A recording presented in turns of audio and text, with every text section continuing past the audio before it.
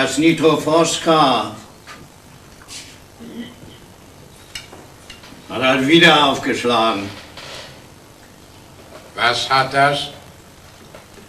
Ist teurer geworden. Was ist teurer geworden? Nitrofoska. Ach so. Und du hast deine Schuhe schon wieder nicht ausgezogen. Mein Socken stinkt just so abrausig. Aber deine Schuhe machen dazu noch Dreck. Wo du den Schürdübel spielen? Hättest lieber den Deckel auf den Pott tun sollen. Schon die zweite Wespe. Ich hab sie da nicht reingelotst.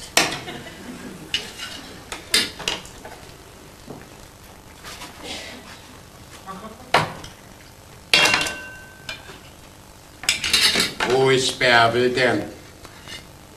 Wo soll sie denn sein? Auf dem Markt natürlich. Ist doch Mittwoch. Was? Schon wieder Mittwoch? Und ich denk, gestern war Sonntag. Er kriegt alles durcheinander. Gestern war Dienstag, Onkel. Wenn heute Mittwoch ist, denn ja.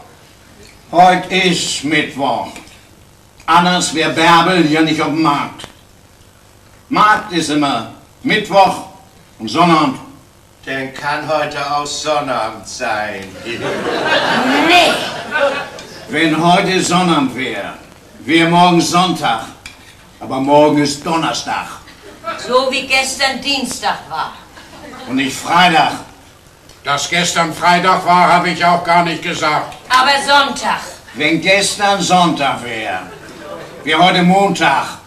Nur haben wir alle Tage von der Woche durch. Ja. Und wissen trotzdem nicht, was heute ist. Himmel, Herrgott, nochmal!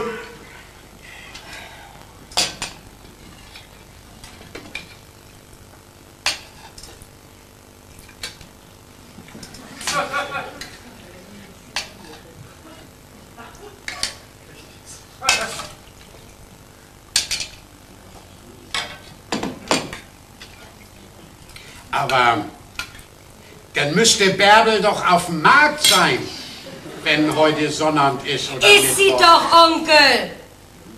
Heute ist Mittwoch und heute kommt der Notar. So. Warum blafft ihr mich denn so an und flucht wie unklug? Weil du eins vergisst. Die Tage von der Woche, ja. Nicht bloß die. So, was denn noch? Zum Beispiel dein Testament zu machen. Was für ein Testament? Du sollst uns den Hof überschreiben. Ach so, ja. Hier, das vergesse ich immer. Wo heute so und so der Notar kommen wollte. Warum denn? Wegen der Flurbereinigung. Hast du das auch schon wieder vergessen? Ja. Ist das eine? Eine Wespe, Ja, aber eine Tote. Eine Tote? Der ist gut.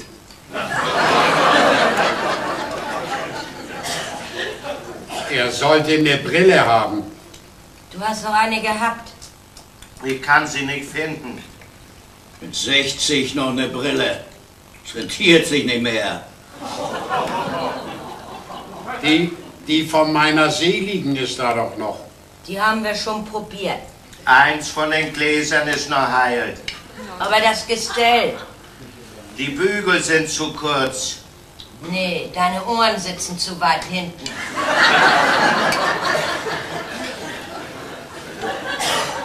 Und wenn wir die Bügel zusammenknoten, im Genick, Dann kriegt er sie doch nicht mehr ab, die Brille. muss er ja auch nicht. Beim Schlafen merkt er nichts. Und wenn er sein Gesicht mal wäscht, wäscht er die Brille eben gleich mit. Wollen wir es so machen? Wenn du meinst. Aber nun nicht. Im Winter, wenn Zeit ist für sowas. Der Alte schläft schon wieder. Das ist in Wirtschaft. Der eine schläft, der andere ist meist blind. Ich sehe, was ich sehen muss. Und ich höre, was ich hören will. Wenn ihr uns nicht hättet, mein Bruder und mich. Dann würde Bärbel einen tüchtigen Mann finden für den Hof. So wie sich das gehört. Müsst nicht studieren, der arme Dern. Was heißt, ihr muss studieren? Sie hat es doch selbst gewollt. Und da bist du dran schuld. Wer hat sie denn auf die höhere Schule geschickt? Da hat man ihr die Grabenmärs ins Gehirn geblasen. Doktor werden. Warum will sie das? Weil sie nicht leben kann mit so einem Streithammel von Onkel wie dich. Und mit so einer Seele von Tante. Kannst du uns herausschmeißen? Wir haben unseren eigenen Hof. Nebenan. Hof. Ein Hühnerstall voll Spinnweben, wo die Mäuse sich vor dem leeren Brotkasten totlaufen. Du hörst Mul. Ist doch wahr. Da drüben kann doch kein Mensch leben. Darum seid ihr ja hier. Und wer hat dafür gesorgt? Wo die? Blitzdübel. Du? Das Wort höre ich nicht gern. Und du weißt doch warum. Und ihr wisst, warum ihr das Wort Knollenblätter nicht gern hört. Himmelkreisbombelement nochmal! Hat er das nicht auch für euch getan? Steckt ihr eure dreckigen Füße nicht unter meinen Tisch? Habt ihr mir meine Bärbel nicht rausgeekelt? Was wollt ihr denn noch? Du sollst uns den Hof überschreiben! Das weiß ich schon lange! Pass auf, Onkel. Dein Herz.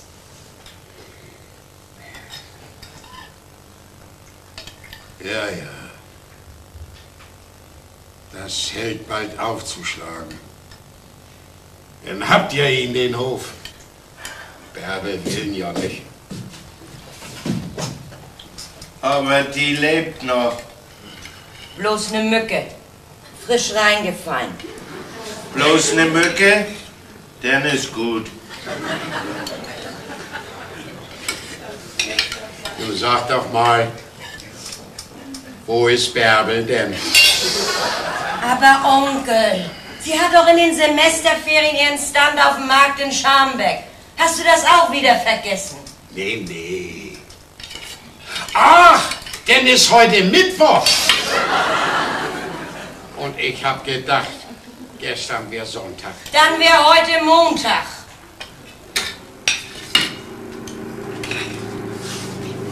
Meinst, das ist sie? Wer denn sonst? Wir warten auch noch auf den Notar. Wegen der Flurbereinigung mit alles seinen Acker. Weil du krank bist, kommt er hierher. Aber erst um 4. Muss ich da was unterscheiden? Natürlich. Darum kommt er ja. Tag. Aber Bärbel. Setz dich. kannst noch mitessen. Gibt Westmus mit Mückenschied. Kann ich mir denken. Aber ich habe einen Apfel gehabt und einen Grindenstuben. Denn kann ich abräumen? Meinetwegen ja. Wie ist das Geschäft gelaufen? Ach, nicht schlecht. Die Kartoffeln sind alle weg.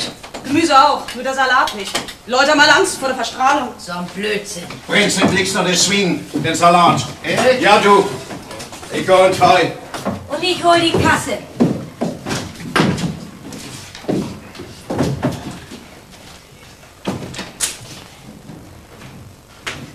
Ach, Opa, gefällt's mir heute gar nicht. Oh, das ist schon lange her, dass ich mal einer deren gefallen habe. Na, wenigstens deinen Humor hast nicht verloren. Naja, was kann mir schon passieren mit einer angehenden Frau Doktor im Haus? Ach, hör auf. Ich muss erst noch mein Praktikum machen. Aber die Spritze kann ich dir geben, die der Doktor dir verschrieben hat. Ich habe gestern mit ihm gesprochen wegen deinem Herz. So. Nachher legst du dich hin und machst deinen Mittagsschlaf, ja? Ach, weißt du, Bärbel, manchmal denke ich, ich will gar keine Spritze mehr, Warum nicht? weil ich genug habe. Wovon? Vom Leben. Ach, Opa. Oder darf man das nicht sagen? Nee, bist doch ein guter Christ. Ach so, und darum meinst du, ja, gib mir doch mal die Bibel her. Da liegt sie. Warum das denn? Ja, ich will dir mal was vorlesen. Vorlesen? Ja, bloß den letzten Satz aus dem Buch Hiob. Hier. Und Hiob starb, alt und lebenssatt. Siehst du wohl?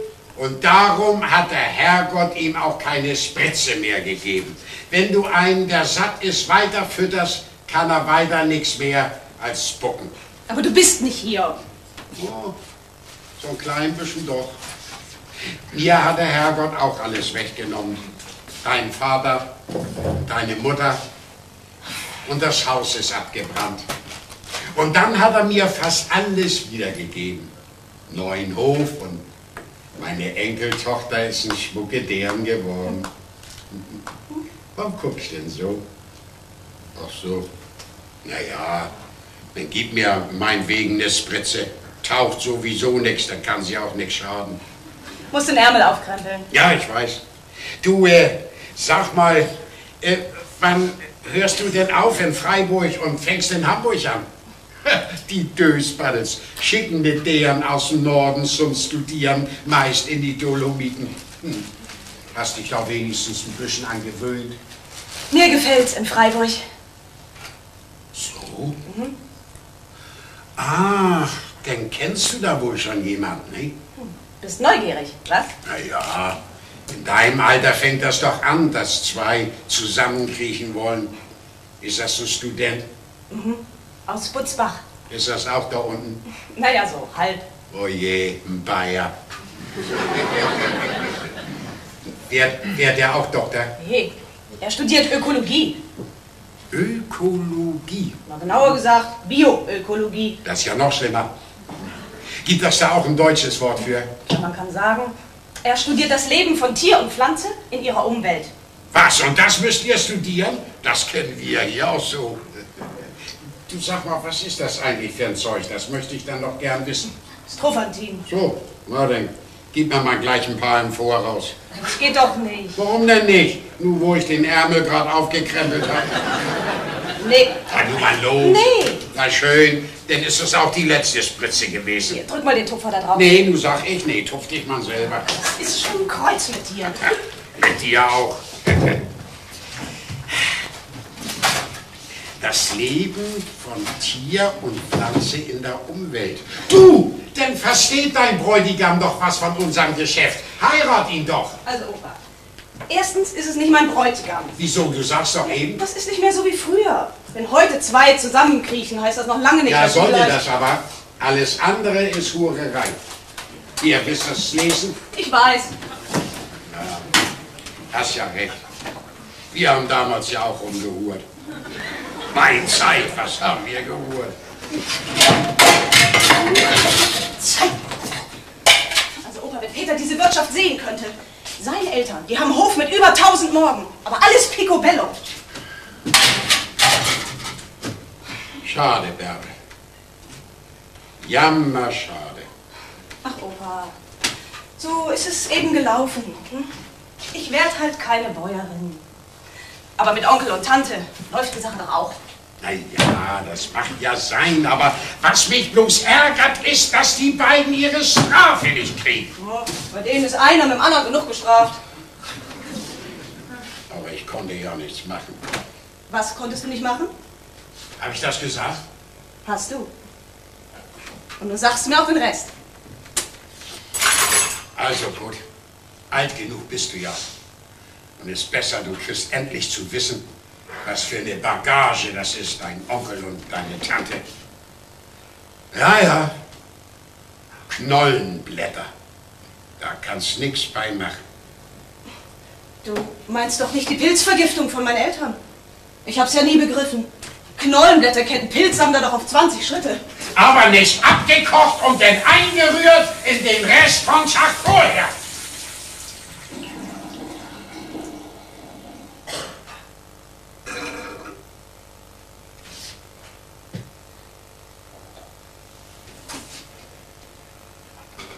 Nee. Nee. Doch, doch. So, mein Herr, nun ist das raus. Einmal musst du ja doch zu wissen kriegen, was dein Onkel und deine Tante für Verbrecher sind. Die haben sich gesagt, unser Hof ist man eine alte Karte, aber seiner nicht.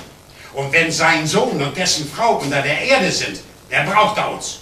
Und so ist das denn ja auch gekommen. Hör auf, Opa. Hör auf! Ja, was hätte ich denn machen sollen? Sie einsperren lassen? Aber natürlich. Lebenslang. Und was wäre dann gewesen? Oder doch wenigstens eine Strafe.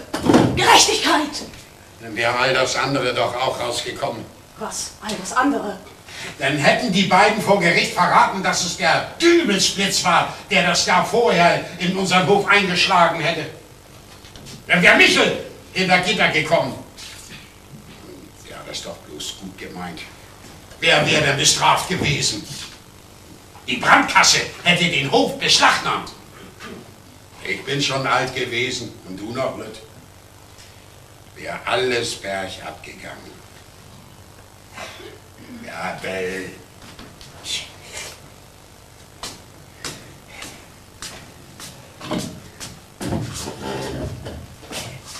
Und das durfte doch nicht sein. Auf dem Acker darf das Unkraut nicht wuchern. Die Schweine müssen gefüttert und die Kühe gemolken werden. So ist das schon 1000 Jahre gewesen und soll doch auch noch 1000 Jahre so weitergehen. Das ist wichtig. So musst du das sehen.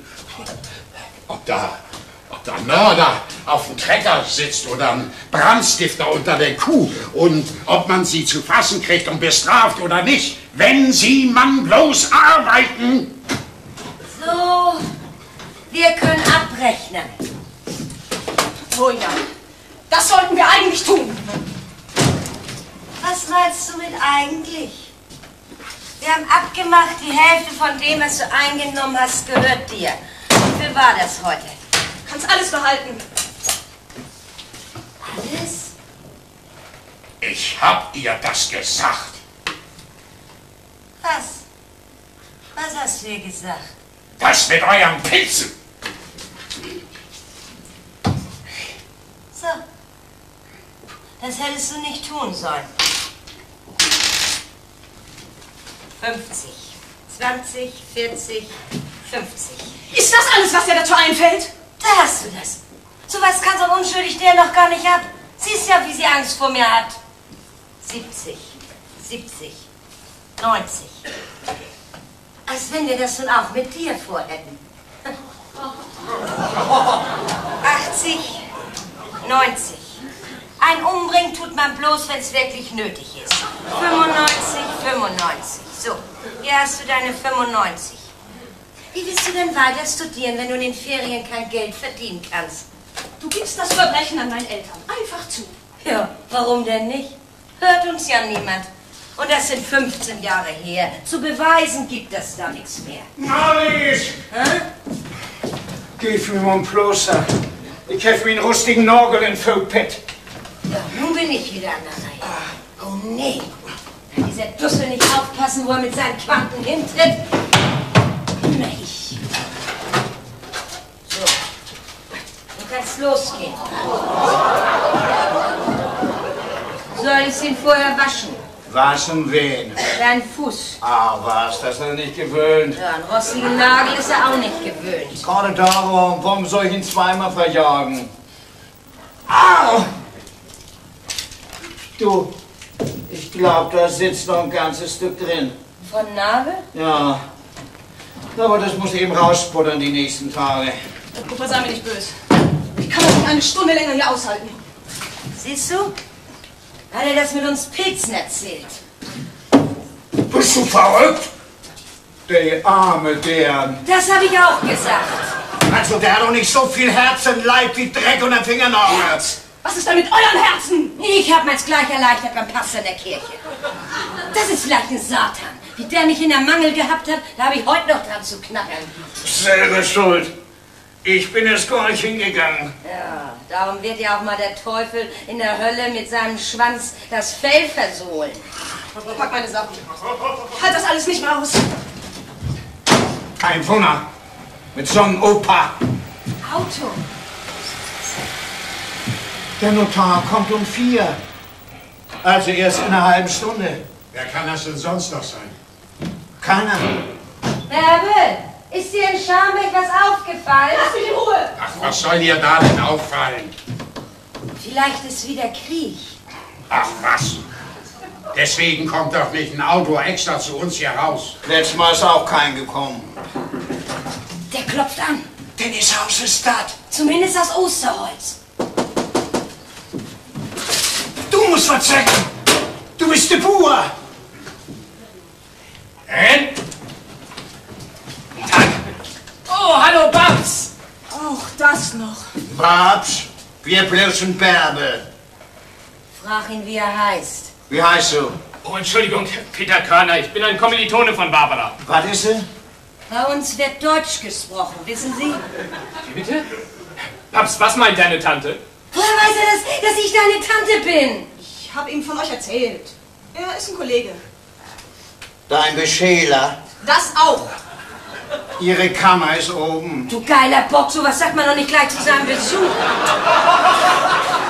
Lieber Himmel, wäre der Schule doch bloß dumm gewesen. Ich finde, du sollst ihn rausschmeißen. Also nach deinen übervorsichtigen Andeutungen war ich auf einiges gefasst, aber das hier, ich fahr total ab. Wenn du das mal tun würdest. Willst du deinem Gast nicht wenigstens einen Schluck anbieten? Warte, Köln, ob du einen klaren möchtest. Ja, doch, gern. Aber ich will sie nicht von ihrer Arbeit abhalten. Kannst du nicht. Ich geh noch mal ins Heu. Schiednagel! Der Dussel hat sich einen rostigen Nagel in den Fuß getreten. Oh, das tut mir aber leid. Dir? Warum denn? Ist doch nicht dein Fuß, oder? Babs. Ja, ich muss nun auch wieder an die Arbeit. Frag ihn, ob er was essen will. Ja, wenn Sie mir schon etwas anbieten, warum nicht? Speck kann er haben. Oh nee, bloß nicht. Ja, ja, ich weiß, die Studenten sind verwöhnt. Ich suche ein Stück ohne Würmer und Mückennester. Und ein Bier? Ja. Also gut, setz dich. Ja, Gossin. Aber ich bin Ihr Opa. Ich weiß. Babs, Barbara, Bärbel mag sie sehr. Ja, und ich Sie. Und Michel. Michel? Michel ist unser Knecht. Eine Seele von Mensch. Oh, Lügenheini ist das auch. Aber kein Mörder wie die anderen beiden. Ha, willst du dich nicht etwas hinlegen? Du brauchst doch deinen Mittagsschlaf. Nee, heute nicht. Und wenn ich müde werde, kann ich auch hier schlafen.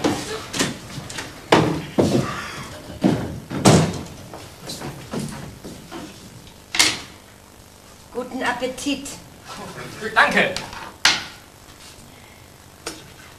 Wenn Sie mit dem Essen fertig sind, gehen Sie doch wieder, oder? Das weiß er doch nun noch nicht. Geh mal an deine Arbeit, vermucktes Vieh. Und dass du ihm nicht die Geschichte mit den Pilzen erzählst, hörst du? Dann müsste sie so dumm sein, wie du nie nicht schlau wärst. Also dieser Speck schmeckt ja echt irre. Bei uns ist so ziemlich alles echt irre. Bei euch ist alles... Ich habe ja schon gesagt, ich bin ja einfach keine Erklärung dafür. Zum Beispiel, deine Tante hat doch eben von Pilzen geredet, nicht? Du, hier in der Gegend gibt's Pilze wie in ganz Europa nicht mehr. Da hilfst du echt ab. Steinpilze, Reizgarben, Champignons, Morcheln sogar.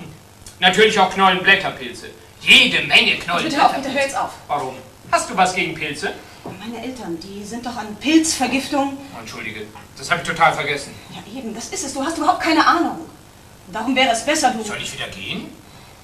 Wie bist du überhaupt auf die Idee gekommen? Du schreibst doch in deiner Examensarbeit. Mein Professor ist krank, ich kann nicht weitermachen. Ha, ha, ha. Okay, ich musste einfach wissen, was dahinter steckt. Wohinter? Warum du immer sagst, zu Hause kannst du mich leider nicht besuchen. Na schön, jetzt weißt du's. Dann siehst du's und hörst du's und riechst du's.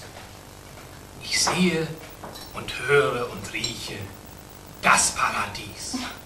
Angefangen hat das in Scharmbeck. Schon dieser Wochenmarkt ist eine total starke Show. Da steht zum Beispiel eine Medizinstudentin und verkauft Kartoffeln. Damit muss ich mir mein Studium verdienen. Ist ja stark. Wissen wir das alle, gibt's keine überfüllten Hörsäle. Keine 15 Semester. Unser ganzes Hochschulproblem wäre mit einem Schlag gelöst. Aber das war ja erst ein kleiner Vorgeschmack.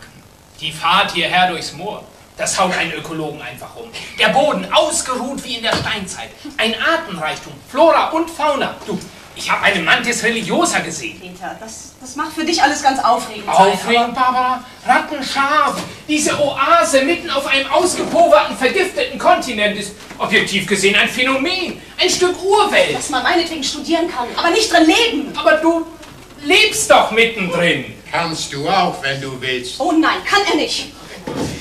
Du musst Bärbel verstehen, weil bei uns hier alles so ein bisschen primitiv ist. Da hat sie, wie nennt ihr das? Ein Komplex? Genau. Zu mir hat sie gesagt, wenn er die Wirtschaft hier sieht, nimmt er mich nie nicht. Das habe ich nicht gesagt. Aber gemeint. Die in Irland sind auch Bauern. Landwirte, deine Eltern. Ja. Zeig mal deine Hände.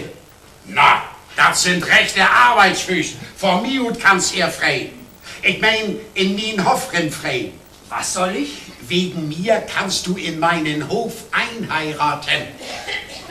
Gebongt. Was? Peter, da siehst du, wie es bei uns zugeht. Opa, tu mir den Gefallen und schlaf weiter. Peter, der kommt von einem großen Gutshof. Der denkt doch gar nicht an sowas. Woher weißt du das so genau, dass Peter gar nicht an sowas denkt? Also, wenn du mich nur noch auf den Arm nehmen willst. Ich denke, er meint das ernst. Ist es mir ja auch. Na und wenn schon. Nur weil dir alles im Moment etwas exotisch vorkommt. Das Paradies ist nun mal exotisch. Paradies. Mensch, in diesem Paradies versinkst du im Winter im Matsch. Und im Sommer fressen dich die Schnaken. Schnaken sind Stechbücken. Aber das ist doch gerade das Gigantische. Die Gegensätze auf engstem Raum. Eine komplette Ökokultur, wie sie sonst nur von der Arktis bis zu den Subtropen reicht. Und alles noch gesund, intakt. Wie die Natur, so auch die Menschen. Sieh dir deine Familie an. Oh Gott! Das heißt, oh Gott, der alte Bauer, unumschränkter Herrscher. Schläft. In dem Bewusstsein, ich habe mein Werk getan. Dieses Haus. Irgendwann ist es neu aufgebaut worden. Oh ja. Nächste Generation, Tante und Onkel, stehen mitten im Kampf ums Überleben. Den haben sie allerdings gewonnen. Und dann du, letztes Glied in der Kette, studierst, Babs. In diesen 3 Generationen steckt doch auch die ganze Natur drin. Hierarchie. Ich habe vergessen, draußen arbeitet der treue Knecht. Natürlich, den dürfen wir nicht vergessen. Höherentwicklung über 3 Generationen. Schön, Peter. Alles richtig, was du sagst. Siehst du, und ich habe das kapiert. Das heißt, du kapieren gibst du eigentlich gar nicht. Doch, Peter, doch. Ja, aber was denn? Dein Großvater sagt, er hat rechte Arbeitsfüße. Also soll er meine Bärbel haben und den Hof übernehmen, wenn er will. Ich will was. Ganz einfach und spontan, wie es hier bei euch zugeht, nehme ich dich und den Hof. Denn ihr seid meine Chance. Naja, aber bei dir zu Hause... Bei mir zu Hause? Monokultur, Herbizide, Pestizide, die EG ersetzt die vergammelten Überschüsse, endlose Legebatterien, das Land flurbereinigt, eine einzige Biotopzerstörung, total tote Hose. Aber hier wächst doch alles. Einfach alles. Außer vielleicht Bananen und Kaffee. Babs, du weißt doch, seit Jahren überlege ich, wo ich hin soll, wo es das noch gibt. Und jetzt finde ich das hier bei dir. Einfach galaktisch. Schön, Peter. Jetzt hör mir mal gut zu. Ich bestätige dir jetzt mal deine ganzen Gedanken von Hierarchie, Kampf ums Überleben, deine ganzen Feststellungen. Und wenn du mich dann immer noch willst, so einfach und spontan, mich und diesen Hof hier... Ja, was dann?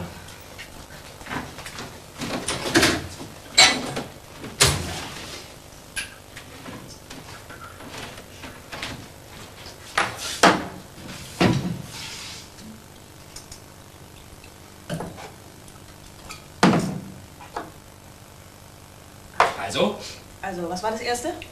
Der unumschränkte Herrscher. Weißt du, warum ihn Onkel und Tante immer noch herrschen lassen? Weil sie darauf hoffen, dass er ihnen den Hof überschreibt, der ja sonst an mich fällt. Wenn du meine Frau wärst. Wenn ich deine Frau werde, dann werden die beiden den Kampf ums Überleben wahrscheinlich ebenso siegreich gegen uns bestehen wie gegen meine Eltern. Die Pilzvergiftung.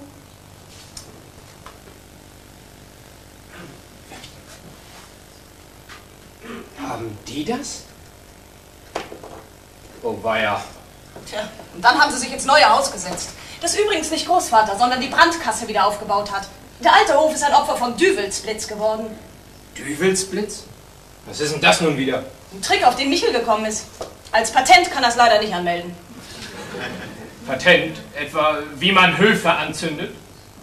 Wenn ein Gewitter naht, zündet der Bauer auf dem Heuboden eine Kerze an. Diese steht auf einer genau ausbalancierten Wippe. Am anderen Ende hängt ein Gewicht. Dann geht er weg, zu einem Freund, das ein Alibi hat. Inzwischen brennt die Kerze runter, sodass sie immer leichter wird, der Arm der Wippe hochgeht und die Kerze den Strohballen entzündet, der darüber hängt.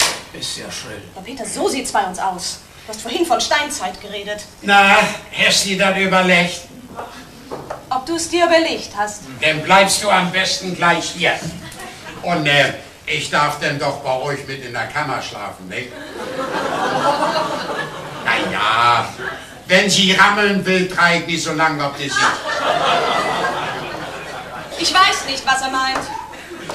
Ich mein, wenn die beiden Malefizen spitz kriegen, dass sie nichts erben, dann drücken sie mir doch das Kissen aufs Gesicht.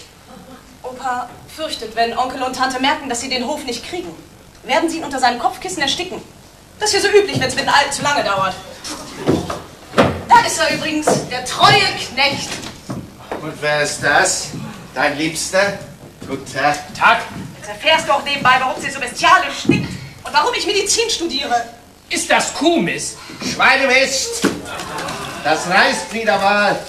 Rheumatismus an Händen und Füßen. Sein Rheuma, vielmehr Arthritis. Alle haben das hier, unser paradiesisches Klima. Und die einzige Therapie, die man hier dagegen kennt, ist Schweinemist. Ist auch das Beste. Bloß weil einem vom Gestank dermaßen schlecht wird, dass man die Schmerzen vergisst.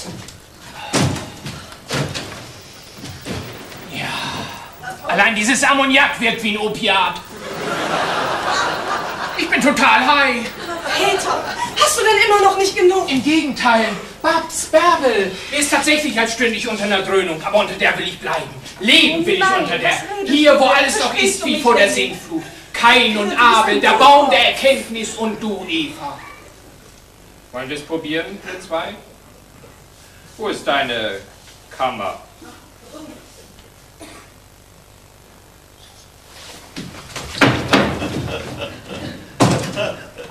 Ja, ja.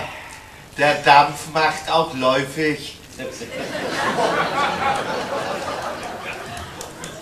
Die beiden werden ein Paar und erben den Hof. Nu bin ich zufrieden. Und jetzt kann ich auch ruhig ans Sterben denken. Ja, das kannst du. Das ist nicht so schlimm. Das werde ich auch noch überleben. Ich fühle auch schon, wo das langsamer schlägt. Soll ich mir die Hände waschen und die Füße, damit ich dir helfen kann, wenn du vom Stuhl fällst? Ist nicht nötig.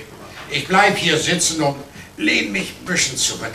Ja, dann sackst du bloß zusammen. Das heißt, ein Teil sollte ich noch machen. Mein Testament. Warum? Bärbel erbt doch sowieso alles als deine Enkeltochter. Automatisch, oder? Nee, das ist doch deinetwegen. Du sollst hier Wohnrecht haben, solange du lebst. Ja, man kann nie nicht wissen. Der Notar will doch kommen, nicht? Ja, ist gleich 4. Ja, dann machen wir das auch noch. Und wenn du meinst. Oh nee. Ich glaube, das ist zu spät. Ich fühle, dass aufhören will. Das Herz? Ja. Soll ich nicht doch Bärbel rufen? Nee. Die beiden sind doch oben gerade dabei. Beim Kindermachen. Da darf man sie nicht bei stören. Nachher rufst du Hugo und Marlies, damit sie mich aufbauen können. Und was ist mit meinem Wohnrecht? Sag das, Bärbel. Ist mein letzter Wille. Und wenn ihr Mann ihn nicht respektiert? Dann hast du den Schabschieden.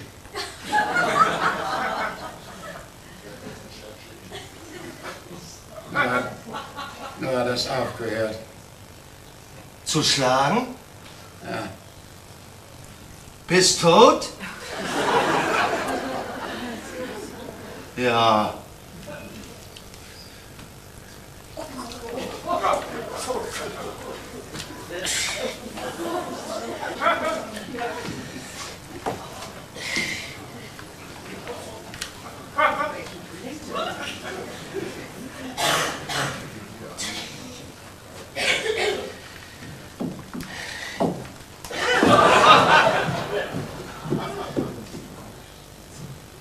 Der Mist hat mir gut getan.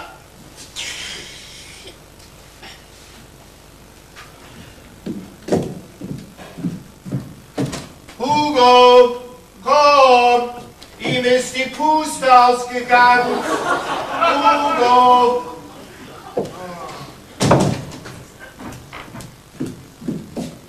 Marlies, komm! Ihm ist die Luft weggeblieben. Marlies! Ach so, die sind beim Heulen. Ja, ja. So ist das auf der Welt. Oben fängt das an und unten hört das auf. Was machst du denn für einen Lärm? Guck doch. Was fehlt denn? Dem fehlt nichts mehr. Hätte der Moors dich kneben? Wir müssen ihn den Mund hochbinden.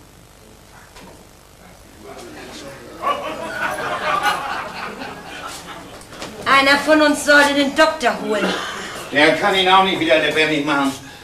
Ist aber Vorschrift. Er muss einen Tod feststellen. Und die Kasse bezahlt es ja. Erst sollten wir zum Pastor. Das eilt nicht. Doch, Wieso? weil heute Mittwoch ist. Wenn wir das gleich melden, kann Freitag noch Beerdigung sein. Sonst erst Sonnabend. Und dann kommen viel mehr Leute und bleiben nachher zum Totenbier. Und jeder Gast kostet Geld. Doch, hat er recht. Mach du das. Nimm das Rad. Das ist kaputt, hat einen Platten und die Pumpe geht auch nicht mehr. Dann musst du los. Mit dem Trecker. Doch kein nicht mehr nach Wildstedt fahren. Du meinst, der ist 8 Jahre nicht mehr beim TÜV gewesen? Wagenbüchs. Und wenn wir Bärbels Freund fragen würden, ob er mit seinem Auto... Nee, das will er nicht. Er hat extra gesagt, wir sollen die beiden wegen seinem Tod nicht auseinanderreißen. Die feiern doch gerade Verlobung. Was? Die wollen heiraten. Was das wieder kostet? Aber dann sind wir sie wenigstens los. Für immer und alle Zeit.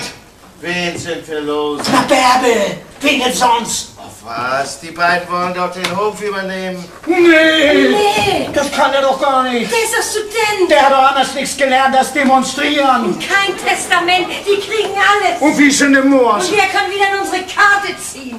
Und mir kratzt das nicht. Mir hat er Wohnrecht versprochen auf Lebenszeit. Und uns hat er den Hof versprochen. Versprochen, versprochen. Die haben doch nichts in der Hand. Nichts Schriftliches. Ja, das ist schade. Zu mir hat er gesagt, gleich, wenn der Notar kommt, mache ich mein Testament und setz dich ein. Mit dem Wohnrecht. Und Hugo und Marlies kriegen den Hof. Das hat er nicht gesagt. Aber gemeint. Und dann ist ihm die Luft weggeblieben. Du dummer Schlag. Hast nicht töten können mit Verrecken, bitte Notar doof ist. Aber das hättest ja wer mit Absicht muckt. Wenn nicht wegen der Pietät weg. Ich würde die links von rechts weg an den Mul hauen. Würde alles nichts mehr helfen. Helfen, helfen. Weißt du, was uns nur noch hilft? Ein Testament, wo mein Wohnrecht eingetragen ist. Dein Wohnrecht. Denk bloß doch an sein Wohnrecht. Klar doch. Oh, Onkel, kannst du nie noch einmal aufwachen und dem Notar sagen, was du uns immer gesagt hast, dass ja alles so weitergehen soll wie bisher? Das wäre auch noch kein Testament. Aber das wird genügen.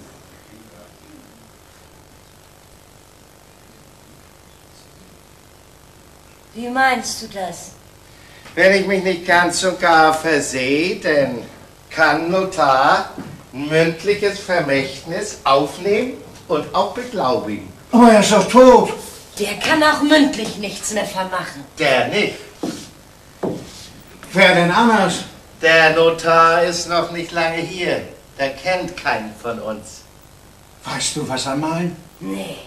Ich meine, wenn ich an seiner Stelle dem Notar das Testament diktieren würde. Bist du verrückt? Das musst du doch nachher unterschreiben. Kannst du seinen Namen nachmachen? Nee, aber ich könnte eine lahme Pfote haben. Und flüstern müsste ich auch. Wieso flüstern? Dass bei der Testamentseröffnung bloß mein Gesicht Ähnlichkeit hat mit dem Toten und nicht auf die Stimme. Ja, ich denke an alles. Bei der Testamentseröffnung brauchst du nicht dabei sein. Doch, wegen meinem Wohnrecht. Das wirst du also auch eintragen lassen? Ja, darum mache ich das ja.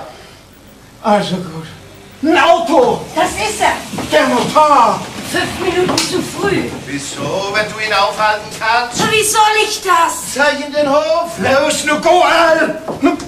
Wohin? Na, auf sein Bett! Nee, da müssen wir die Treppe hoch. Das macht zu viel Lärm und wenn die da oben was hören, am besten da rein. Ich höre ihr Al!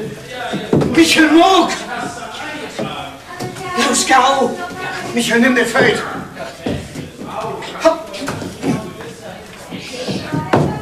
Sie kommen! Gau, sehr die Hände! wenn's bloß nicht so stinken würde. Das ist dein Mistkübel. Los, auch in die Kiste, du mach doch. Und von mir sagst du, ich hätte einen Schlaganfall. Schlaganfall, ja. Beste Frau, ich möchte weder Ihr Anwesen noch das Haus besichtigen. Ich bin hier, um die Unterschrift einzuholen von Herrn Hahn unter den Tauschvertrag. Das wissen wir, aber viel wichtiger ist das Testament. Ja, welches Testament? Wo ist er? Gott sei Dank, das ist noch mal gut gegangen. Was machst du denn für einen schiefen Mund? Doc hat er nichts für. Hat er einen Schlaganfall gehabt. Ach so, ja, das habe ich ja ganz vergessen. Ist ja erst heute Mittag so schlimm geworden. Ja, haben Sie denn keinen Arzt? Doktor, da haben wir keinen Doktor für gebraucht. Der ist von allein so geworden. Er muss sich da eben angewöhnen. Ja, der Mensch gewöhnt sich ja an alles. So, ja. Ja, den Eindruck habe ich auch allmählich. Ja, ich bin erst seit ein paar Tagen hier. Ja, das wissen wir ja. Sonst hätten wir das da nicht machen können. Wollen wir da nicht einen kleinen drauf nehmen? Oder zwei. Nein, danke, vielen Dank. Ich muss ja heil nach Wilsdich zurückkommen. Das ist aber schade. Ja, und überhaupt meinen Sie nicht, wir sollten die Verlesung des Vertrages verschieben, bis sich der Gesundheitszustand Ihres Vaters wieder gebessert hat? Unser Onkel ist das. Leider Gott. Blutsmäßiger Onkel. Der Bruder von unserer Mutter. Also nicht bloß angeheiratet. Ach, Sie sind keine Eheleute. Nee. Aber wie ich das schon gesagt habe, das geht hier nicht um den Vertrag. Bloß um das Testament. Und um nichts anderes. Ja, also trotzdem denke ich, da warten wir doch lieber... Nee. Ja, bis es Herrn Hahn wieder besser geht. Dem geht es nicht wieder besser. Der ist doch schon tot. Halbtot, meint er. Ja, aber eben deshalb, also Sie müssen mich verstehen. Die Abfassung, gerade eines Testaments, das ist ein so wichtiger Akt. Helfen wichtig ist das für uns. Und nun ist das die letzte Gelegenheit. Darum pressiert uns das ja so. Darum will er das ja mit Gewalt. Weil er meint, er macht das nicht mehr lange. Sie wollen also wirklich jetzt unbedingt? Also ja. Sehen Sie doch, wie er fuchtelt. Nicht aufregen, Onkel. Nicht aufregen. Das kann ihn das Leben kosten. Sie, Herr Notar, wenn Sie sich nun drücken und unser Onkel kippt uns tot aus dem Stuhl. Das ist das Ihre Schuld. Und wir melden das. An allerhöchste Stelle. Ja, entschuldigen Sie bitte, aber ich war vorher noch nie in einer solchen Situation. Ja, glauben Sie, wir? Aber das dauert ja nicht lange. Und nachher ist alles so, wie wir es brauchen. Also schön. Haben Sie Ihre Personalausweise da? Personalausweise? Im Weglass. Oh. Ja, und natürlich auch den des Erblassers. Das ist meine. Das ist mein und das ist sie. Wäre doch nicht Jakobs Ausweis hier. So. Ja, hat der Erblasser außer Ihnen noch weitere Erbberechtigte? Ja, aber bloß eine Enkeltochter. Aber der ist nicht da. Aber ihre Tasche und da ist der Ausweis. So, ja. Die hat sogar einen richtigen Pass. Ja, die ist schon mal im Ausland gewesen. In Helgoland. Ja, bis aufs Oberland ist sie gekommen. Und nun studiert sie in Bayern. Also, es gibt also eine Enkelin. Dann ist die ja wohl die Haupterbin, gegebenenfalls Alleinerbin. Eben. Und da soll ein P vor. Darum das Testament. Weil sonst der Hof... Er soll nicht auseinandergerissen werden. So ist das doch, oder? Sehen Sie? Und Bärbel hat einen Student. Der will ihr heiraten und der ist eben auch bloß Student. Ja, und was sind die schon? Wie nennt man die? Extremisten. Ja. Die können doch nichts anderes als erben. Und Bomben basteln. Die sind doch alle miteinander rot. Und das kann doch auch die Regierung nicht wollen. Dass das Moor hier rot wird. Ausscheren aus dem westlichen Bündnis. Einflusssphäre wird von östlicher Demokratie. Einflusssphäre Aufmarschgebiet. Sie, wie uns künftig Millionen von Russen verstecken. Und Chinesen. Ja, also schön und gut. Er aber muss Bärbel aufs Pflichtteil setzen. was ich sagen wollte, alles, was Sie hier vortragen bzw. wünschen, muss ich als den letzten Willen ja, von Herrn Hahn, ja eben von Herrn Hahn selber hören. Das können Sie nur. Oh. Sie müssen ganz nah rangehen. Er kann bloß noch flüstern, Michel. Onkel. Onkel, weiß ja, was du flüstern schaffst. Das Pflichtteil musst ihr schon lassen. Anders geht das nicht. Das Testament. Also ich muss Sie schon sehr bitten, wer verfügt hier jetzt eigentlich? Sie oder Ihr Onkel? Na, er. Ja, und würden Sie vielleicht ein Fenster öffnen? Das ist der Schweinemist. Ja. Wir hätten frische Luft reinlassen sollen, aber das Fenster klemmt. Also,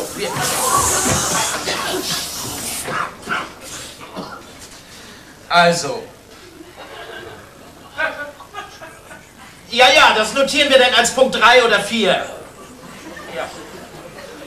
Ja, aber es wird nichts vergessen. Ja, aber das Wohnrecht für den alten, treuen Knecht, das ist ja nicht das Wichtigste. Ja, für ihn schon. Denk doch an nichts anderes. Du, ein Teil. Hätten wir doch ausmachen müssen. Du meinst, auf welchen Namen das eingetragen wird? Auf deinen? Oder auf meinen? Oder auf beide. Das müssen wir ihm noch sagen. Herr Notar! Ein Wort müssen wir Onkel noch sagen. Nein, gar nichts müssen Sie. Ein Testament hat unbeeinflusst und unbefangen abgefasst zu werden. Und wenn Sie hier jetzt weiter stören, also bitte, setzen Sie sich meinetwegen dorthin und verhalten Sie sich völlig ruhig. Also bitte gehen Sie, sonst gehe ich. Nee. Oh, sonst ist alles für die Katze.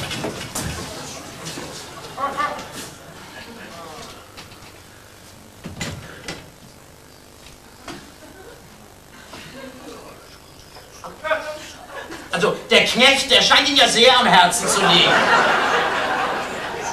Ja, Kosten und Taschengeld, ja. Ja, 200 Mark monatlich, ja. Ja, bis an sein seliges Ende, ja. Was will der? Uns erpressen. Und er kann das. Bis an sein seliges Ende? Der Schiedkerl. Töf man auf, dat kommt fix als die Leib ist. So, damit hätten wir ja dann wohl alles. Will er noch was?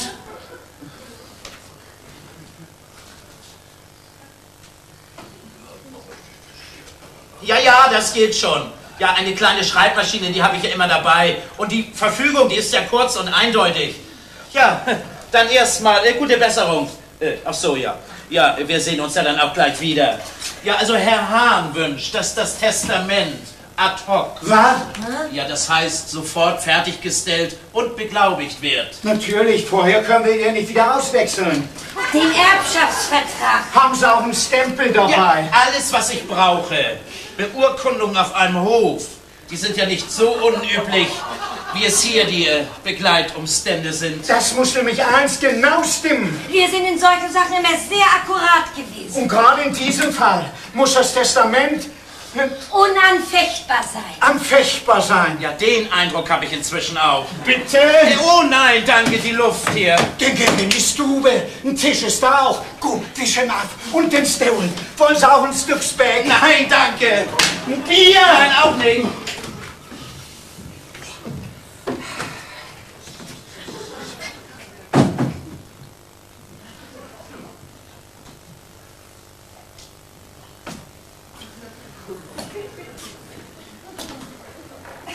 Na? Hast deinen Schlaganfall überstanden? Siehst ja. So, dann gehst du raus nach Notar. Sagst ihm, du hättest dich erholt und er soll dein Kosten und dein Taschengeld wieder rausnehmen aus dem Testament. Wieso? Das hat Jakob mir versprochen. Ich aber nicht. Los, geh hin. Nee, Hugo, der weiß doch, dass ein Schlaganfall nicht so schnell kuriert ist. Und wenn der spitz kriegt, dass wir ihn angelogen haben. Oh, oh, oh, oh, oh, oh, oh. Oh, oh, oh, oh, oh. Das ist wahr. Also, dann kriegst du das wieder. Was? Dein Schlaganfall. Anders verpasse ich dir einen, aber dann hast du einen richtigen. Ist schon gut, Hugo. Ist schon gut. Und dass du's weißt. Noch ein verkehrtes Wort an den Notar. Und ich warte bloß, bis er weg ist.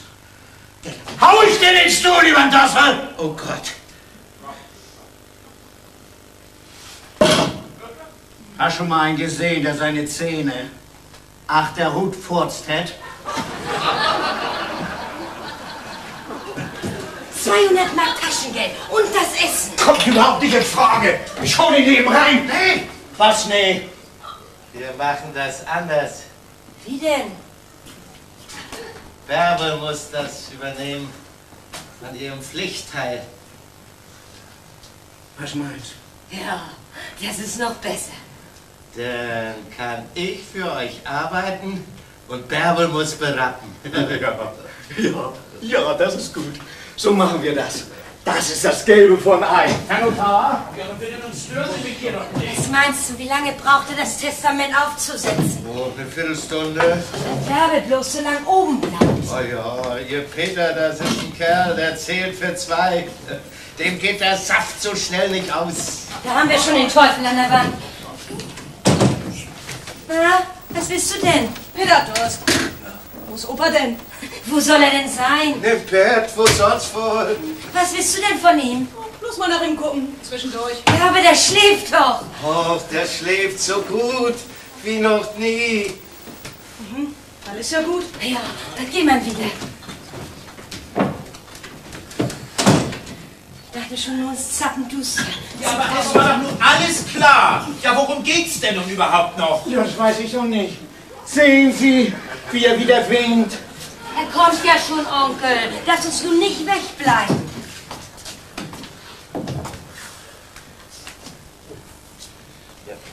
Also,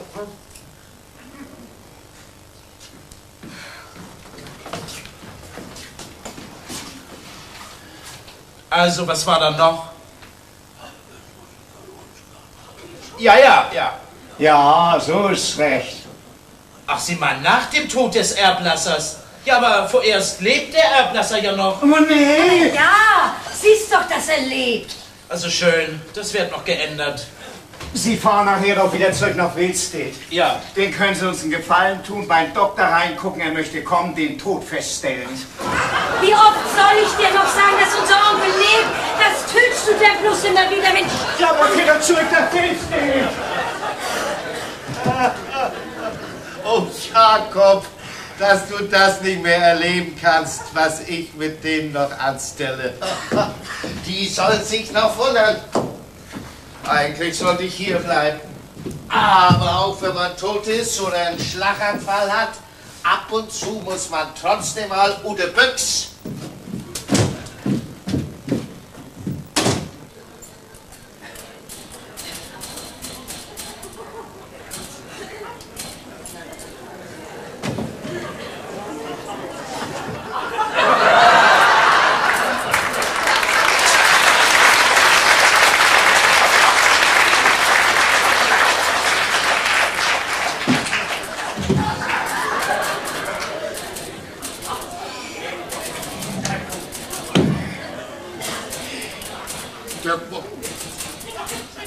Oh, das Lumpenpack!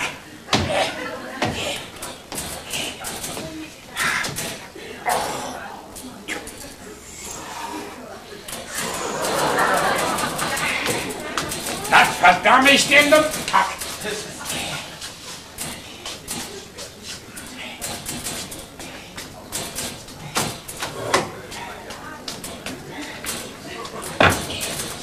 Und nun habe ich Hunger.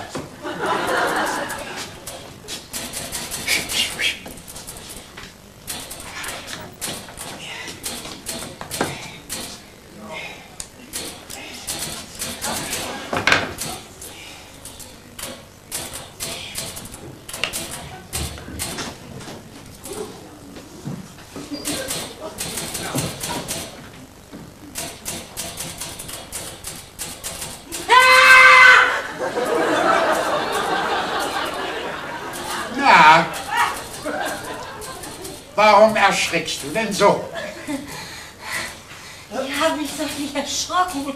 Nee. Dann setz dich da hin und halt den Mund.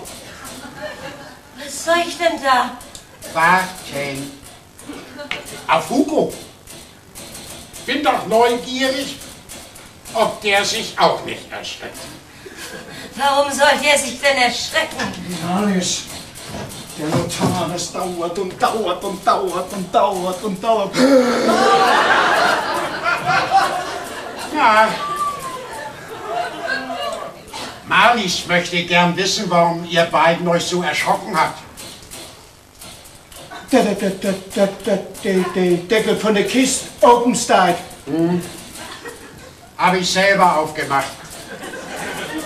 Von drin! Von drin. Das kann doch nicht angehen. Setz dich hin, bei Marlies. Warum? Sag mal, was klappert denn da die ganze Zeit? Das kann bloß Michel sein. Das hört sich an, als wenn einer seine Sense dengelt. In der Stube? Schön. Warten wir auch noch auf Michel. Vielleicht kann der ja sagen, was passiert ist und warum ich den Deckel von der Kiste von drinnen aufmachen musste. Hört mal, im Schweinestall brennt das Licht nicht. Was ist denn? Oh!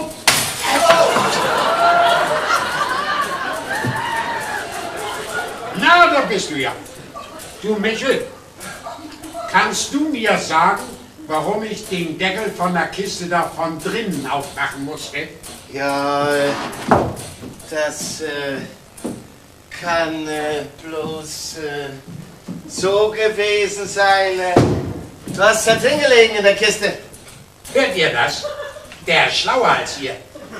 Was mich noch wundert ist, wie kannst du in der Stube deine Sense dengeln und dabei von der anderen Seite reinkommen? In der Stube? Das ist doch der Notar mit der Schreibmaschine. Wisst ihr das nicht? Nee! Der ist dabei, den Tauschvertrag aufzusetzen. Ach so. Den Tauschvertrag. Warum habt ihr mich angelogen? Sie wollten dich nicht aufregen. So!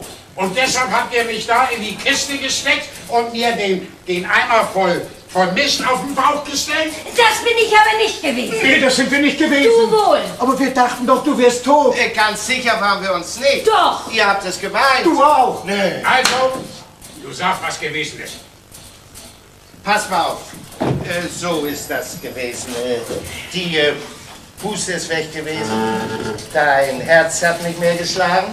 Die Augen hast du nach oben verdreht. Die haben schon in deinen Kopf reingeguckt. Und ich hatte sie dir auch schon zugedrückt, wie sich's gehört für einen Christenmenschen. Ach so, darum. Du, ich hab Guenenis, das haben die drei Söden auf Gesicht schicken.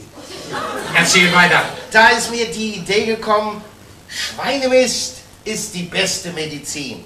Weiß ja, der Doktor wollte mich schon oft aufgeben mit 42 Fieber und Blutspucken und Schieden. Und jedes Mal habe ich mich eine Nacht in den Schweinestall gepackt und der ist weggegangen.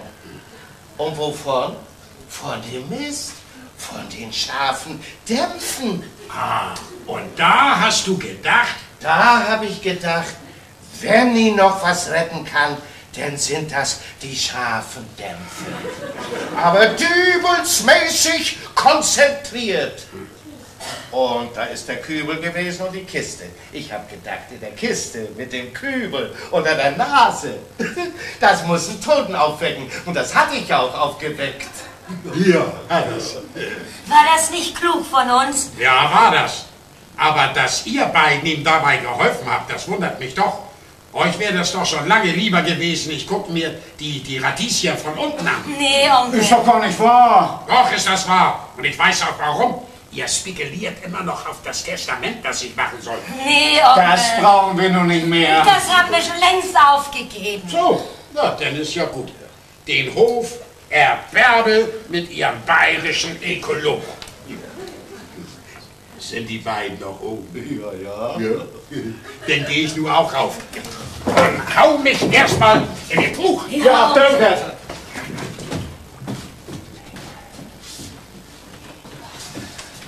Der Speck hat mir gut geschmeckt. Nu go al. Ja, Onkel. Meine Zeit hab ich eine Angst ausgestanden, dass der Notar reinkommt mit dem falschen Testament. Warte, nu kommen wir da noch hier kommt. Die sind in den Schied. Wer hätte das gedacht, dass er nochmal wieder anfängt zu leben? Du hättest dir das denken können, als du in den Kübel mit Mist auf den Bauch gestellt hast. Das hast du doch getan! Weil du das gesagt hast. Das Testament hast du dir auch ausgedacht. Alles hast du uns eingebrockt. Ja, und wir können das nur wieder auslöffeln. Auslöffeln? Ha, da gibt's doch nichts auszulöffeln. Jakob hält sein Mittagsschlaf. Und wenn der aufwacht, ist der Notar weg. Und von dem Testament wissen nur wir drei was. Und wenn er tot ist, dann haben wir das. Und beim Notar liegt sogar noch eine Kopie. Ja. Was meinst? Ja, das leuchtet mir ein. Michel, das hast du gut gemacht. Bisschen Schluck? Klar, doch. Du auch. Ja, einer schmeißt mich nicht um.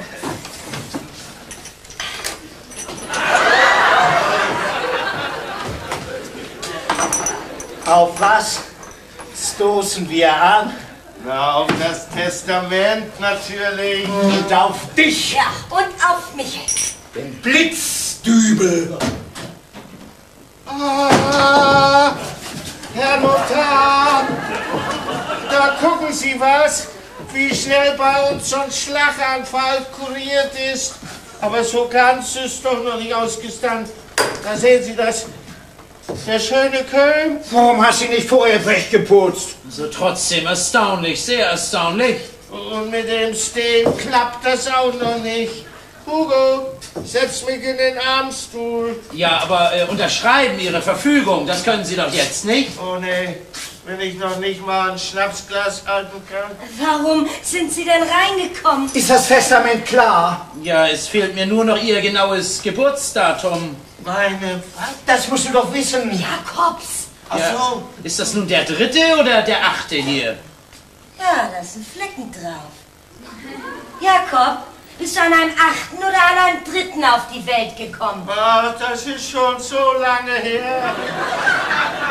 Ist das denn so wichtig? Ja, das gehört nun mal dazu. Korinthenkacker. Dann tut es mir leid. Nee, nee, Ja, du fängst der Achte ist es gewesen, der Achte. So, Sie können das also bezeugen. Ja, das können wir. Alles. Alles. Na schön. Korinthenkacker.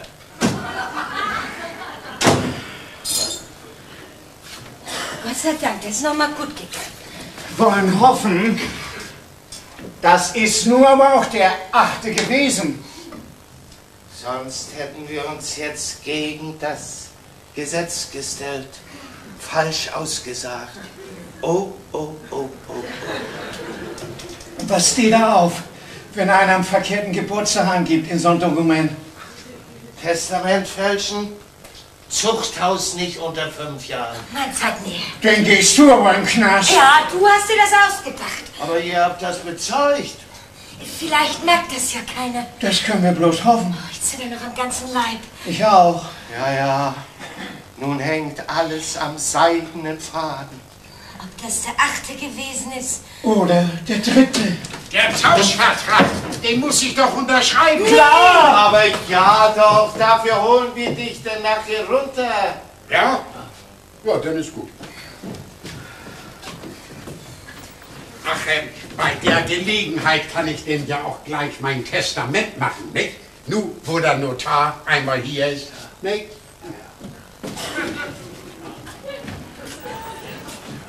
Aber ihr beiden kriegt nichts, dass Sie es mal wissen.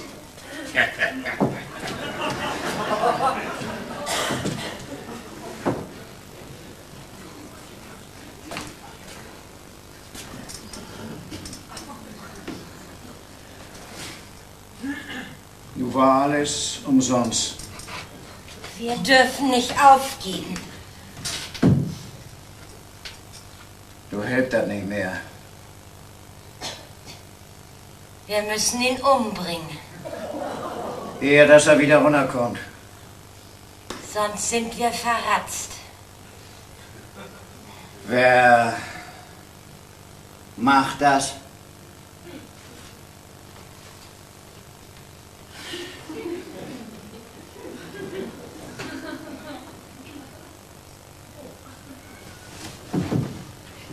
Wieso ich? Weil du schuld bist. An Hans. Du hast das Testament gemacht. Aber ihr erbt doch. Und was ist mit deinem Wohnrecht? Und dass du ihn mit dem Schweinemist wieder aufgeweckt hast. Und dass du die Behörden angelogen hast mit seinem Geburtstag?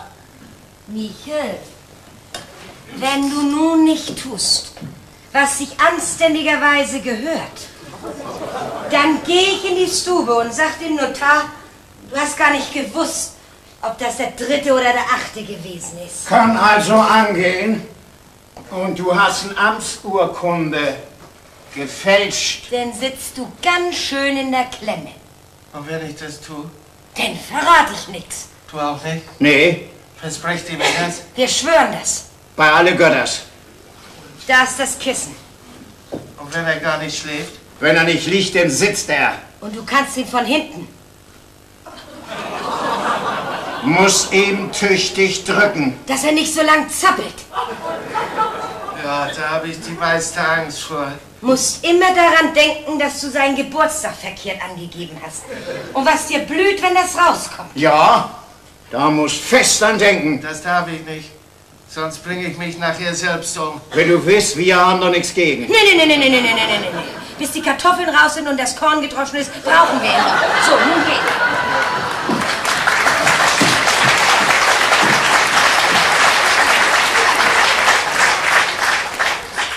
Ich tu's nicht gern. Das verlangt auch keiner. Wenn du's mal tust.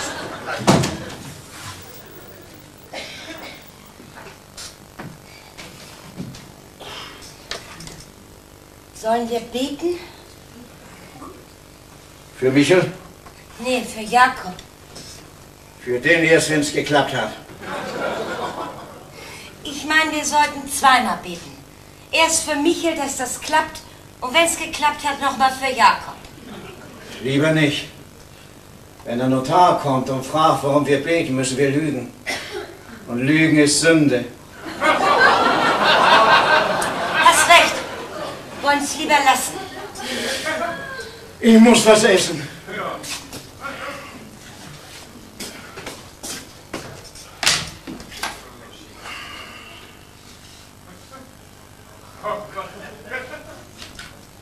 Ist auch ein Stück. Ja, so eine Erbschaft kostet Kraft. Und Nerven.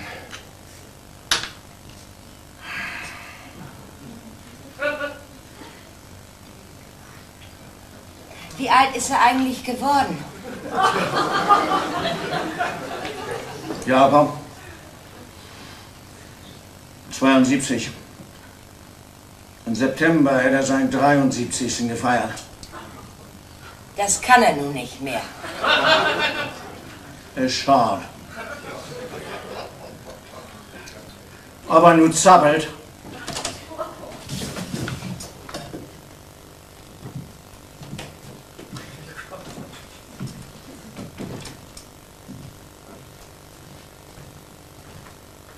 Na, hat es geklappt? Hast auch lang genug gedrückt. Du weißt, er ist zäh wie Leder. Du sag doch was! Es ging nicht. Was ging nicht?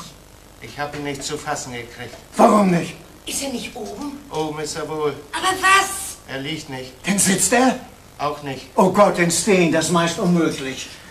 Es steht auch nicht. Was denn? Irgendwas muss er doch! Er liegt auf den Knien. Was? Jakob? Ist er beim Beten? Nee, beim Gucken. Was beim Gucken? Durchs Schlüsselloch. Zugucken.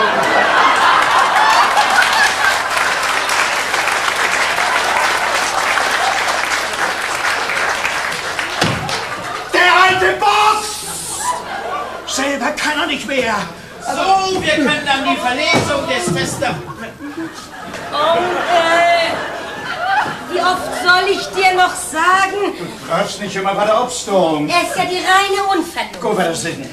Onkel, der Notar will nun das Testament vorlesen. Hey! Doch! Ja, würden Sie vielleicht etwas Platz schaffen und auch die Tischplatte ein bisschen abwischen? Wiss doch.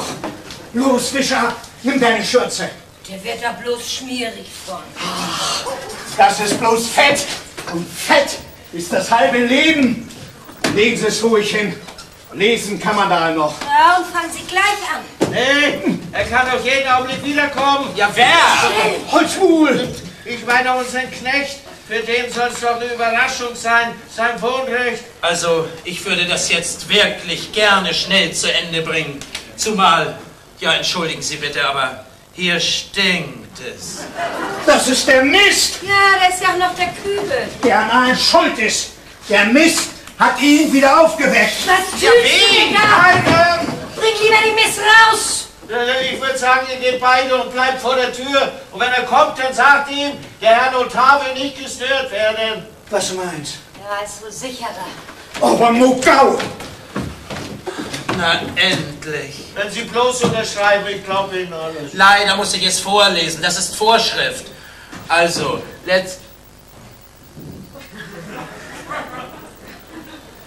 Letztwillige Verfügung des Herrn Jakob Hahn, geboren am... Aber den Kram am Anfang brauchen Sie doch nicht. Doch! Geboren am 8. September 1916, Landwirt, Besitzer des Moorhofs, Gemeinde Langmoor, Kreis Scharmbeek. Der Erblasser ist im Vollbesitz seiner geistigen Kräfte...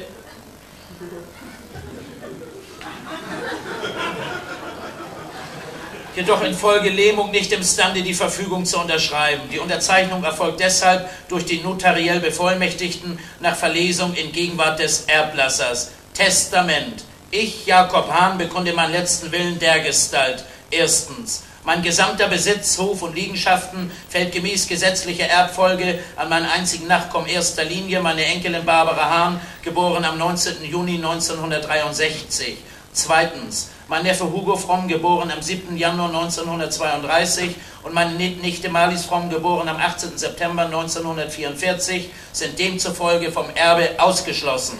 Drittens. Mein Knecht Michel Bullerdick, geboren am 10. April 1929, erhält bis an sein seliges Ende Wohnrecht auf dem Moorhof, inklusive freie Kost, zuzüglich eines monatlichen Taschengeldes von D-Mark 290. Es hat... Na, seid ihr endlich fertig? Also jetzt reicht es mir aber. Hier, ich habe das Testament unterschrieben. Hier ist Ihre Kopie. Ach so, Sie können ja nicht. Geben Sie her. Fräulein Fromm. Wir heben das für ihn auf. Herr Fromm. Nee, nehmen Sie die da auch mit. Das geht nicht. Die Kopie, die muss hier bleiben. Bei uns beiden. Ja, weil wir den Hof erben. Ja, eben das wollte ich sagen. Auch wenn das Testament vielleicht nicht ganz Ihren Vorstellungen entspricht, bitte denken Sie daran, es ist ein amtlich beglaubigtes Dokument. Und das Original, das befindet sich in meinem Tresor. Das ist aber schade. Also, dass ich mich gefreut habe, Sie kennenzulernen, das wäre zu viel gesagt. Guten Tag.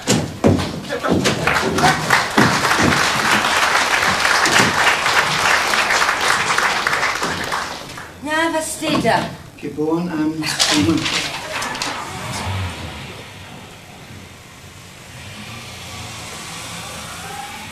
Na?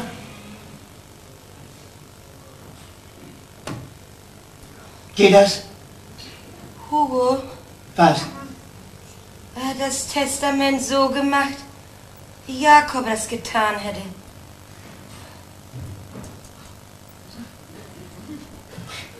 Nee.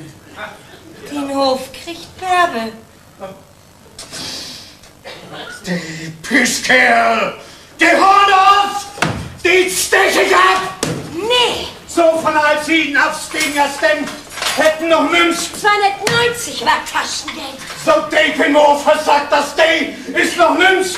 Darum kriegen wir den Hof doch lange nicht. Dann müsstest du sie schon alle abstecken. Den stech ich eben alle zusammen ab. Bärbel nicht! Du, das würde ich dir wirklich übel nehmen.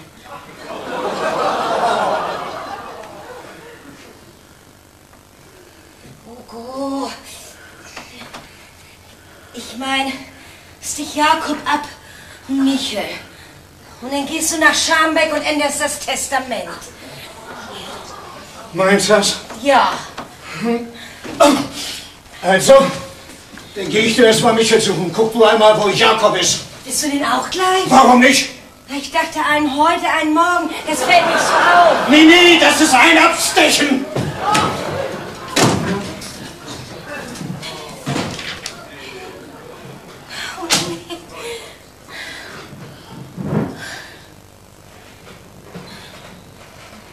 Ich muss Abendbrot machen. Wenn ich bloß wüsste, für wie viele Leute.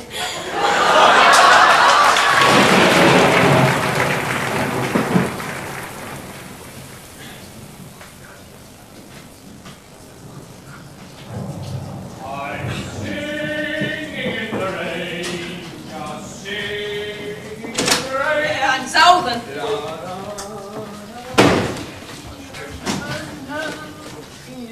Keiner zu Hause. Na komm, setz dich. Also du willst immer noch ein Onkel Hugo werden. Und mich zu einer Tante Marlies machen. Die Leute hier, die sind nun mal so, weil sie immer so waren, seit ewigen Zeiten und nie rausgekommen sind. Ich habe gedacht, unser Mittagsschlaf hat dich wenigstens ein bisschen abgekühlt. Im Gegenteil. Ganz im Gegenteil. Bitte, wenn die reinkommen, haben sie dreckige Witze. Wo sind die eigentlich? Es regnet doch. ihr wieder da? Siehst ja. Aber Hugo habt ihr nicht gesehen. Vielleicht ist er im Stall? Nee, der sucht Michel. Oh Gott, ist das alles gräsig. Was ist gräsig, Tante Marlies? Wenn ich dir das bloß sagen könnte. Bleiben Sie zum Abendessen? Wenn ich darf, gern. Dann mache ich mal Abendbrot. Oh nein, das lass mich lieber machen. Peter soll was Gutes haben, was Essbares. Wir alle zusammen natürlich. Was heißt denn wir alle zusammen? Wir wissen aber nicht mal, wie viel wir noch sind. Ja, wir? Opa, Michel, Onkel Hugo, du, Peter und ich, das sind 6. Wollen's hoffen. Wer soll denn nicht mitessen? Ja, Michel. Ja, und Opa auch nicht. Ja, Opa schläft doch. Ja, dann wecken wir ihn eben auf. Wir wecken ihn doch immer auf zum Abendessen. Ja, und Michel ist weg. Mit dem Wetter? Der denkt nicht mehr ans Wetter und ich auch nicht. Ich denke am besten gar nichts mehr. Tante Marlies, sag mir endlich, was dich so durcheinander bringt. Weil das nicht geht. Was? Das mit dem Testament. Ja, da ist doch erst ein Auto gekommen und wieder weggefahren. War das der Notar? Ja. Und da hat Opa sein Testament gemacht. Opa eben nicht. Wer denn sonst? Bärbel, ich muss dir alles erzählen, weil nur noch du helfen kannst. Du studierst doch. Ist gut, dann sag das. Peter kann das ruhig hören. Nee. Doch, dem geht das nun auch was an. Also, begonnen hat es damit, dass der Großvater verstorben ist. Was? Opa ist tot? Nein, noch ist keiner tot. Höchstens Michel. Michel? Ja, den sticht Hugo gerade ab. Bei Jakob haben wir es ja bloß gedacht. Und weil der Notar gekommen ist, haben sie ihm da in die Kiste reingestoppt. Wer, wen? Hugo und Michel, dein Opa. Du bist plötzlich Michel. Was suchst du denn da drin?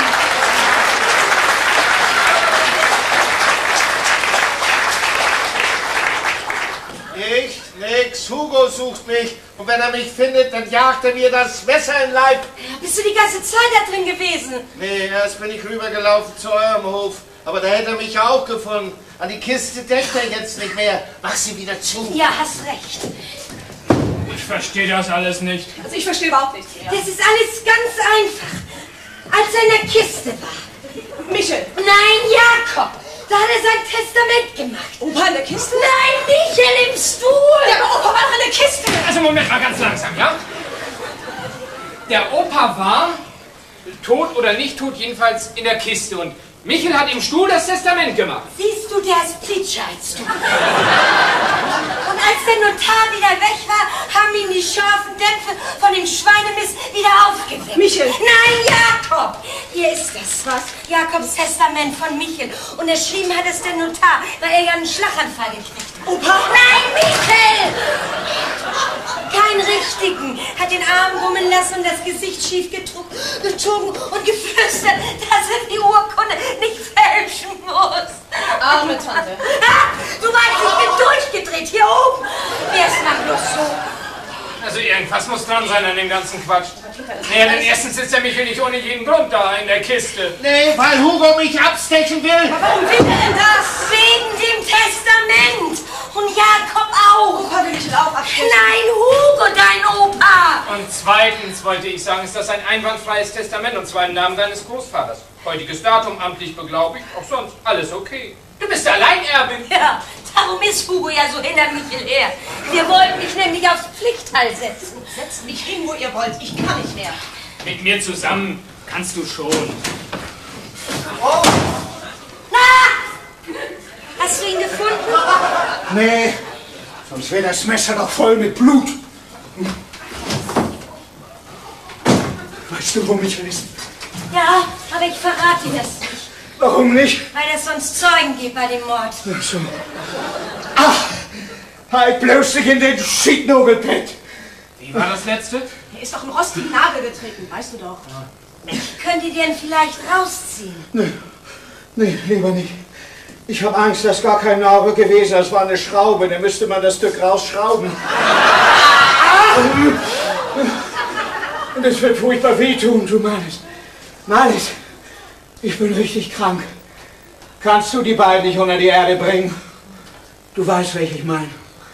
Das hat doch alles keinen Sinn mehr. Hör auf! Warum nicht? Weil wir das nun auch wissen, Peter und ich. Was? Wen du umbringen willst. Ich? Du! Du sollst sie umbringen. Das ist für mich noch besser. Dann kommst du hinter Gitter für den Rest. Und dann hab ich den Hof allein und kann endlich heiraten. Eine junge, schöne. Du hast mich, das Land. Oh! Der Schlaf hat mir gut getan. Und nun habe ich einen bannigen Hunger. Na, ihr beiden, seid ihr nun fertig? Ja, fertig bin ich von all dem, was hier passiert ist. Sie ist das noch nicht so gewöhnt, ne? Na, wie viel Mal hast du denn gekonnt? Wie oft hat er das geschafft? 3-mal. Zufrieden? 3-mal in einer Stunde. Und das nach so einer langen Autofahrt. Das ist eine Leistung. Was willst du denn mit dem Messer Speck schneiden? Nee, Michel. Warum? Den schneide ich in ganz lütje Stücken. Warum? Wegen dem Testament. Was für ein Testament? Na, deins. Das haben wir für dich gemacht mit dem Notar, als du in der Kiste gelegen hast. Das war vernünftig. Wenn der Notar im Haus ist, muss man das ausnutzen. Hugo, gib mir nun das Messer. Nee. Dann verrate ich dir auch, wo Michel ist. Wo ist er? Du sitzt da drauf. Oh, was, ich sitze auf der Kiste. Und da ist er drin. Wer? Michel. Ach so. Ah, da bist du. Weißt, was ich nun mach? Nun nagel ich die Kiste dicht. Oh, da kannst du verrecken. So, hier, das ist nun deine Sache. Bitte. Nee, Ja, sie ist die Erbin. aber du bist der Mann. Wisst ihr, du kommst da raus, er sucht schon Nägel, um die Kiste zuzunageln. Ist hart da drin. Für den nächsten sollten wir eine Decke reinlegen und ein kleines Kissen. Du sag mal, warum will er dich denn ausrotten, der Hugo? Weil ich habe mir ein lüttes Taschengeld reingeschummelt ins Testament. Kriegst du doch sowieso von uns. Nein. Ja, aber was machst du denn nun mit den beiden? Der hat doch mit uns nichts zu machen. Doch. Vielleicht später mal. Nee, nu. Er soll den Kram hier nur in Gang halten. Ich bin bloß noch müde oder hungrig. Herr Peter? Aber wie muss ich ihn dann nun nennen? Ja, Peter, bist doch nun auch seine Tante. Darf ich das? Klar doch. Also, Peter? Hugo und ich, wir dürfen doch auf eurem Hof weiterackern. Tja. Ich weiß nicht so recht. Aber wo Hugo und ich meine, wo wir beiden für dich und Bärbel so ein schönes Testament gemacht haben. Du hältst nun dein Sappel. Hey, ich habe was gesagt? Nein, mein Plan geht eigentlich ganz anders. Ach, dein Plan. Du bist erst 3 Stunden hier, aber schon... Eine Stunde davon haben wir ja nicht nur geredet. So, und du hast die Pläne gemacht. Donnerkiel, Ideen haben und dabei seine Dernen haben. Das gibt intelligente Kinder. Das wird ein strammer Jung.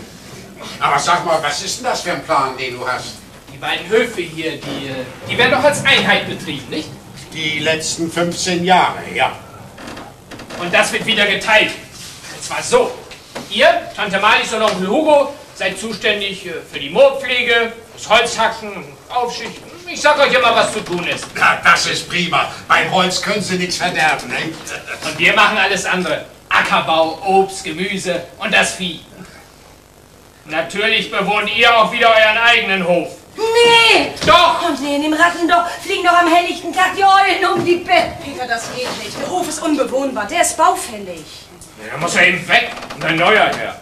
Wenn wir ordentlich wirtschaften in 2 bis 3 Jahren, dann steht das. So lange brauchen wir nicht. Na, bei der heutigen Kreditlage? Ach, wir brauchen doch keinen Kredit.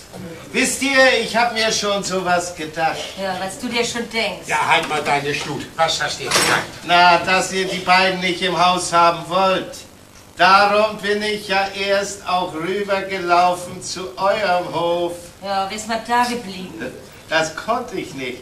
Wir müssen ja nun alle hier zusammen sein. Warum das denn?